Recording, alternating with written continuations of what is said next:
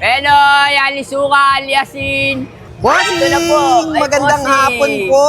Narinig ko yung sinisigaw mo dito Penoy Anli Suka Anli Asin. Opo, meron po tayong Anli dito. Meron po tayong Anli Asin, Anli Suka. Anong pinagkaiba ng Penoy mo sa ibang Penoy, sir? May halo po tayong may sabaw, meron tuyo. Magkano po yung Penoy mo, sir? Sa halagang 10 piso lang po, busog ka na. Hindi 10 pesos. 10 pesos po. 10 pesos. Pag 10 pesos, 10 yun. Oh, hindi naman po. Lugi na tayo nun. O sige sir, titikman ko yung Penoy mo na Anli Suka Anli Asin. Sige. Ito yung Anli Suka dito sa Penoyan ni Jojo. Habang naglalagay kayo ng suka, pwede pa kayong magkwentuhan kasi unlimited yan. Kahit ganong suka ang ibuhos mo dyan, pwede yan. Tapos tikman natin. Grabe ang sarap na ito, Penoy. Talagang punong-punong dilaw.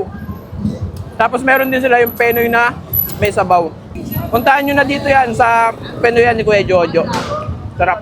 Bossing, anong oras ka na pwesto dito? To 12, nandito na po kami hanggang gabi. Dito Sunday po tayo, araw-araw po tayo nandito. Saan kayo located, sir? Dito po tayo sa May Carriedo, LRT Station, katapat lang po ng Isitan. At syempre, ang kasama natin sa araw-araw na food trip, ang Grain Smart Rice Coffee, ang kape na gawa sa bigas.